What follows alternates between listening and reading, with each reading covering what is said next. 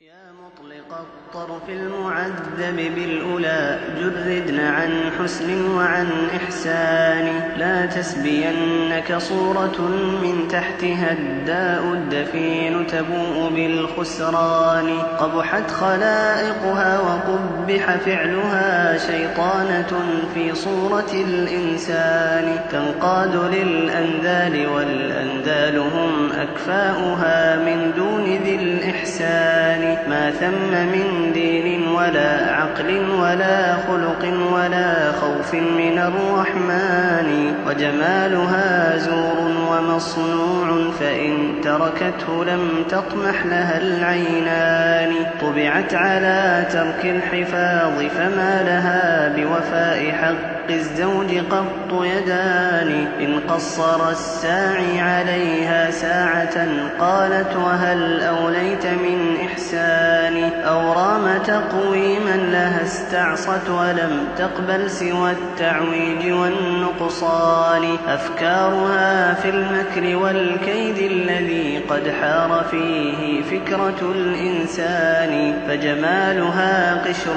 رقيق تحته ما شئت من عيب ومن نقصان نقد رديء فوقه من فضة شيء يظن به من الأثمان فالناقدون يرون ماذا تحته والناس أكثرهم من العميان أما جميلات الوجوه فخائنات بعولهن وهن للأخدان والحافظات الغيب منهن التي قد أصبحت فردا من النسوان يا خاطب الحور الحسان وطالبا لوصالهن بجنة الحيوان لو كنت تدري من خطبت ومن طلبت بذلت ما تحوي من الأثمان أو كنت تدري أين مسكنها جعلت السعي منك لها على الأجفان ولقد وصفت طريق مسكنها فإن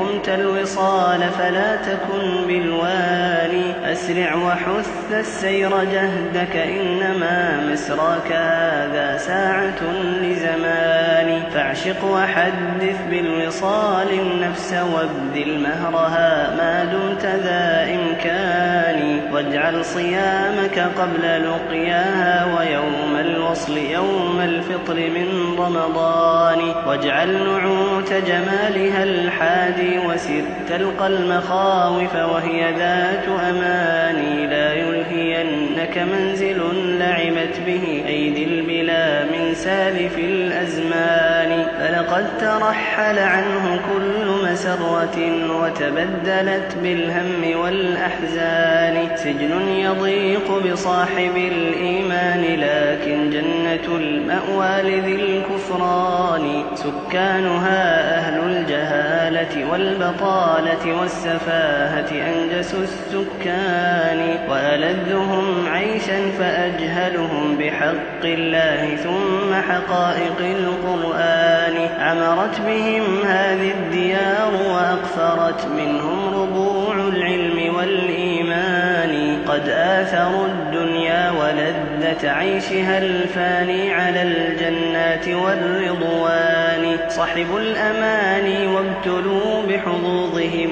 ورضوا بكل مذلة وهوان كدحا وكدا لا يفتر عنهم ما فيه من غم ومن أحزان والله لو شاهدتها تلك الصدور رأيتها كمراجل النيران ووقودها الشهوات والحسرات والآلام لا تخبو مدى الأزمان أبدانهم أجداثها تلك النفوس اللائي قد قبرت مع الأبدان أرواحهم في وحشة وجسومهم في كدحها لا في رضا الرحمن هربوا من الرق الذي خلقوا له فبلوا برق النفس والشيطان لا ترضى ما اختاروهم لنفوسهم فقد ارتضوا بالذل والحرمان لو ساوت الدنيا جناح بعوضة